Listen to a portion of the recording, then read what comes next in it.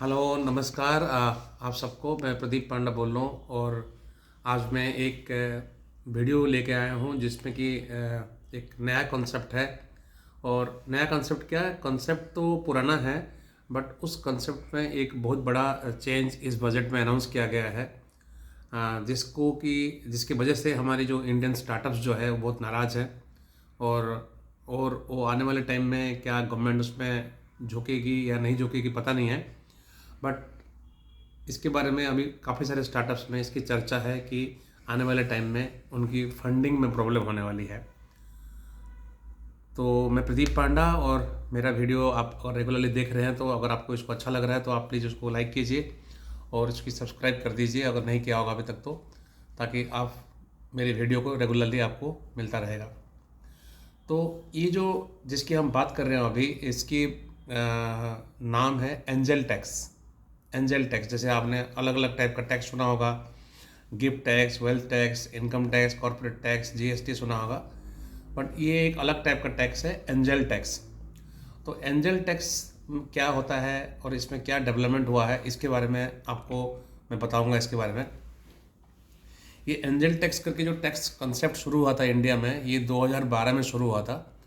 और बेसिकली ये गवर्नमेंट का जो इंटेंशन था कि गवर्नमेंट को अगर कहीं लगता है कि किसी भी कंपनी अगर कोई शेयर इशू करता है कभी, खास करके क्लोजली हेल्ड कंपनी की बात कर रहे हैं, मतलब जो कंपनी अभी मार्केट में शेयर में लिस्टेड नहीं हुई है, अभी लिस्टेड स्टॉक एक्सचेंज में, कोई भी क्लोजली हेल्ड कंपनी अगर कोई शेयर इशू करता है तो वो शेयर इशू करता है, अगर वो शेयर उसने अपनी फेयर मार्केट वैल्यू से, जो उसकी रियल वैल्यू होना चाहिए, फेयर मार्केट वैल्यू बोलते हैं उसको, फेयर मार्केट वैल्यू से अगर एक्स्ट्रा प्रीमियम में अगर इशू कर रहा है तो जो डिफरेंस अमाउंट जो है उसके ऊपर टैक्स लगेगा। और उसको इनकम फ्रॉम अदर सोर्सेस में कंसिडर करते थे उसको। उस पर कुछ कुछ टाइप की कंपनीज को अभी तक एग्जेम्प्ट कर दिया गया था, जो कि foreign companies, foreign residents, foreign जो इन्वेस्टर्स थे उनके लिए एग्जेम्प्टेड था। और डोमेस्टिक फंड जो कि सेबी में रजिस्टर्ड हैं वो एग्जेम्प्टेड थे। तो ये दोनों कैटेगरी में अभी एग्जेम्प्टेड थे।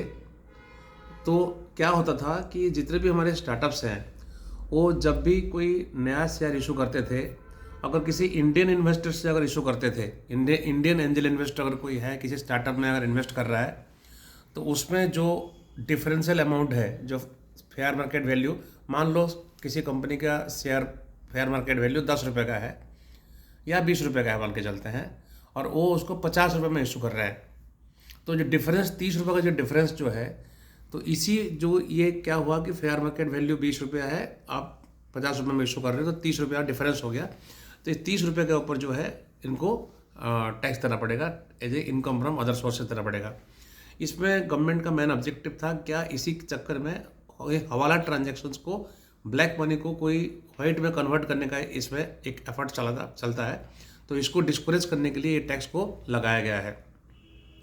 लेकिन इसमें कुछ एग्जम्पन्स है कि जो आप शेयर इशू किया है कंपनी ने और जो शेयर इशू कर चुके हैं उसको मिला के अगर 25 करोड़ तक है, मतलब 25 करोड़ तक अगर है तो ये एंजल टैक्स नहीं लगेगा।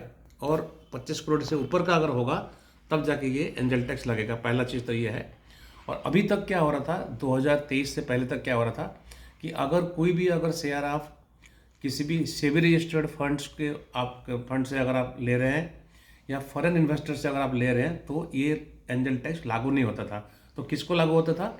सिर्फ हमारी डोमेस्टिक इन्वेस्टर्स अगर कोई किसी स्टार्टअप में लगाता है तो उसी में लागू होता था।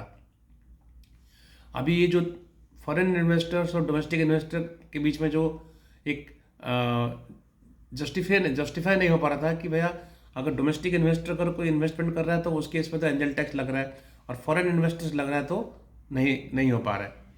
पिछले दिनों में क्या हुआ है कि जितने भी हमारे स्टार्टअप्स जो हैं, ये बहुत पैसा बाहर से इन्वेस्टमेंट आया हुआ है।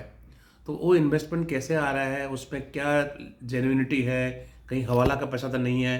तो उसको डिस्करेज करने के लिए गवर्नमेंट ने अभी क्या किया कि एंजल टैक्स का जो स्कोप है उसको डोमेस्टिक इन्वेस्टर्स से बढ़ा के उसने फॉरेन इन्वेस्टर्स को भी कर दिया है। मैं आपको एक चीज़ बताऊं कि फॉरेन इन्वेस्टर्स से जो हमारा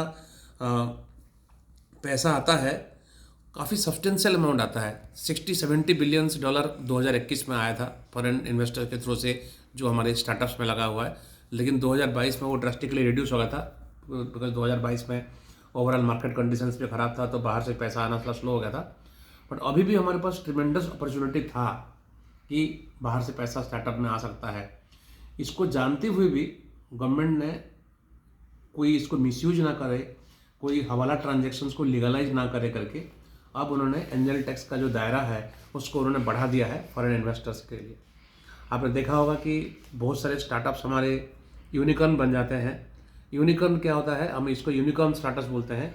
कोई भी स्टार्टअप्स का अगर वैल्यू अगर $1 बिलियन क्रॉस कर जाता है, $1 बिलियन मतलब जैसे आज की अगर एक्सचेंज रेट हमारा 82 रुपीज़ है, अगर किसी भी स्टार्टअप का वैल्यू अगर 8,200 करोड़ से मानकर अगर हो गया, 1 बिलियन से ऊपर हो गया, तो यूनिकॉर्न बन गया। तो इंडिया में बहुत सारे यूनिकॉर्न है, बहुत सारे स्टार्टअप्स हैं जिसको कि यूनिकॉर्न बन चुके हैं। तो अभी इससे क्या हुआ कि ये जो गवर्नमेंट ने अभी बजट में जो अनाउंस किया है कि भैया आपका जो एंजल टैक्स जो है ये फॉरेन इन्वेस्टर्स के लिए लागू होगा। तो जितने भी स्टार्टअप है जो कि अभी फंड रेज करने का प्लान कर रहे थे और काफ़ी सारे फॉरेन सोर्सेज से, फॉरेन इन्वेस्टर्स से फंड रेज करने का प्लान थे, वो भी खासा नाराज़ हो गए हैं पूरा गवर्नमेंट से। उन लोगों को लग रहा है कि हम तो ऑलरेडी बहुत ट्रबल में थे, रिसेशंस का आ रहा है और काफ़ी सारी प्रॉब्लम ऑलरेडी फेस कर रहे थे स्टार्टअप। और काफ़ी सारे स्टार्टअप्स में देखा होगा आपने, काफ़ी ले ऑफ भी हुआ है, बहुत सारे नौकरी में निकाला गया भी है। और अभी जो एक फ्रेश राउंड ऑफ प्रॉब्लम इनको होगा कि जो बाहर से फंडिंग जो बहुत इजीली आ जा रहा था, वो फंडिंग आने में थोड़ा सा डिफिकल्टी होगी अभी स्टार्टअप के लिए। बट गवर्नमेंट ने इसमें ये अनाउंस किया है कि गवर्नमेंट में अगर कोई स्टार्टअप रजिस्टर्ड है, DPIIT में अगर कोई स्टार्टअप रजिस्टर्ड है, उनके लिए ये एग्जाम्प्ट है, उनके लिए ये टैक्स लागू नहीं होगा। करीब करीब 80,000 स्टार्टअप्स ऑलरेडी गवर्नमेंट के वहाँ पर रजिस्टर्ड है, तो उनके लिए ये एंजल टैक्स लागू नहीं होगा। बट ओवरऑल बाकी सारे जो काफ़ी मात्रा में स्टार्टअप्स इंडिया में बन रहा है, अलग अलग चीज़ के लिए, अलग अलग बिजनेस के लिए स्टार्टअप्स बन रहा है, वो सारे स्टार्टअप्स अगर जो बाहर से अगर कोई फंड लेने के लिए प्लान कर रहे थे और जो अब तक उसको टैक्स नहीं लग रहा था, वो आने वाले टाइम में एंजल टैक्स वो फॉरेन इन्वेस्टर्स को भी लगना शुरू हो जाएगा। तो आपको मैं वीडियो हिंदी में बनाने का पर्पस ये था, आपने एंजल टैक्स के ऊपर हो सकता है बहुत सारे इंग्लिश में वीडियो आपको यूट्यूब में मिल जाएगा, बट मैंने आपको हिंदी में ये वीडियो इसलिए बनाया है और मेरी सारी वीडियो हिंदी में इसलिए होता है कि मैं आपको अच्छी तरह से समझा पाऊँ। और मैंने इंटेंशनली कोई इसको एडिटिंग भी नहीं करता हूँ, कोई डायग्राम नहीं लगाता हूँ, कोई पीछे बोर्ड नहीं लगाता हूँ, कुछ नहीं लगाता हूँ, क्योंकि उन सब की कोई ज़रूरत भी नहीं है। मैं ये समझता हूँ किसी चीज़ की कोई ज़रूरत नहीं है। अगर किसी कंसेप्ट को अगर हम अच्छे से समझा सकते हैं, ओरली समझा सकते हैं, इसमें हमें कोई डायग्राम की और कोई बोर्ड की और किसी चीज़ की कोई ज़रूरत नहीं है। और मैं हर एक वीडियो में कोशिश करता हूँ कि आपको मैं अपने मुंह से बोल के, अपने बता के, ओरली स्पीक करके मैं आपको इस कंसेप्ट का समझाऊं। और मैं उम्मीद करता हूं कि आपको एंजल टैक्स वाला कंसेप्ट समझ में आया होगा और एंजल टैक्स अभी क्या चेंजेस हुआ है बजट में उसके बारे में समझ में आ गया है। जो पहले डोमेस्टिक इन्वेस्टर्स से लागू होता था, अब वो फॉरेन इन्वेस्टर्स भी लागू हो गया है। Thank you very much. और आपको अगर ये वीडियो अच्छा लगा तो प्लीज़ आप इसको लाइक कीजिए और मेरे चैनल को आप सब्सक्राइब कीजिए और इसको प्लीज़ फॉरवर्ड कीजिए आगे अपने फ्रेंड सर्कल्स में, ताकि उनको भी एंजल टैक्स के बारे में नॉलेज हो और वो भी इसको पसंद करें इस वीडियो को। Thank you very much. नमस्कार।